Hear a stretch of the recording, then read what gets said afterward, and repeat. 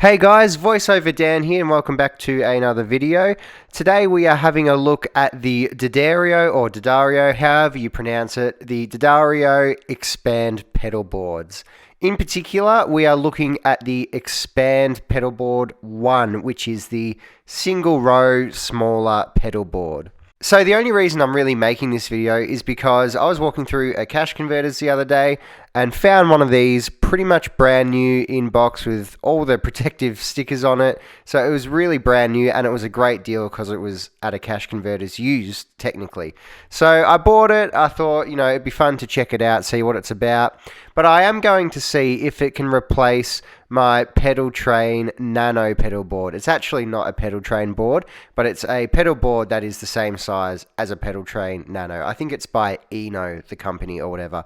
It's a cheap pedal board, so I wanted to see if I could replace that pedal board with this D'Addario expandable pedal board, just so I have the option of adding a reverb or a tuner or another overdrive or whatever to my pedal board. So we are going to have a look at that Nano pedal board that I'm already using at the moment.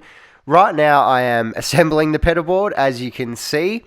I must admit, sometimes with things like this, like IKEA furniture and similar things like this pedal board, I can be a little challenged with it. So I know a lot of other videos, they've said it takes them like 5 or 10 minutes to assemble the little pedal board.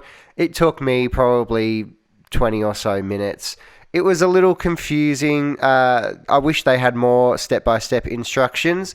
And to be honest, if I hadn't have watched other videos on people assembling it, I would have been much more lost than I actually was. I think it is pretty simple to assemble, but it's just for people like myself who are, assembly challenged when it comes to things like this. Just keep in mind, it's not a super duper straightforward process. It is very heavy and very good quality. I guess it makes sense being heavy because it's essentially twice the pedal board that you actually see, but it feels a much higher quality than the Nano pedal board I am currently using. There's not much more to say other than that, so we're going to quickly speed through the assembly process and we're going to have a look at how easy it actually is to mount your pedals and, do all your cabling and mount a power supply, do all the power stuff, all that stuff that comes with building a pedal board. Okay, so here we are finishing up the assembly of this pedal board, and this is where I discovered that when you slide the second rail out, it actually comes all the way out, which I didn't know, as you can see by my reaction. I thought it kind of locked at the end and it only came out a certain amount. But, I don't know if this is meant to happen or if I did something wrong in the building process.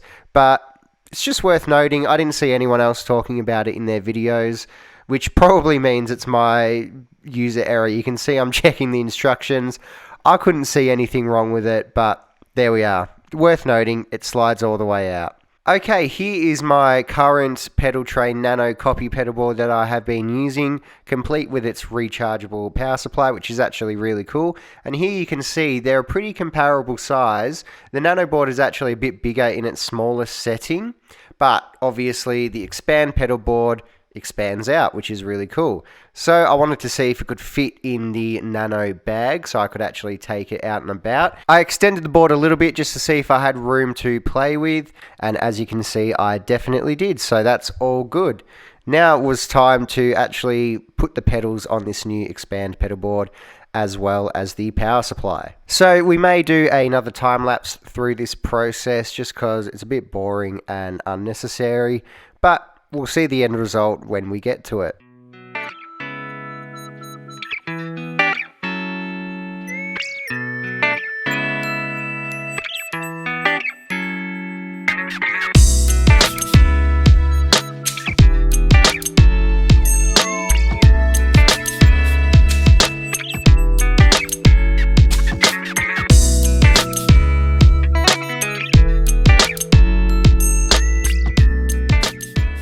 So here I just had to make sure that whatever way the power supply was mounted on, that it had enough clearance with the feet so it wasn't hitting the ground or anything like that or making the pedal board unstable.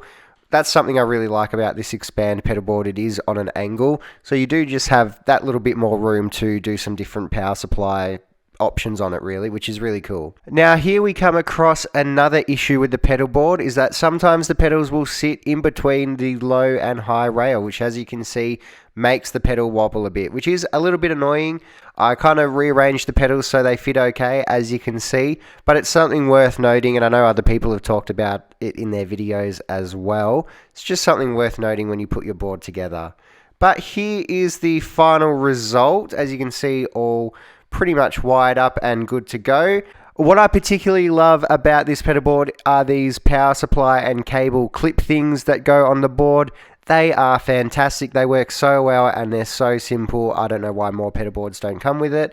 But here is the final result, all hooked up and ready to go. Let me know what you think and if you have any experience with these pedal boards in the comments below. Other than that, I will see you in the next video.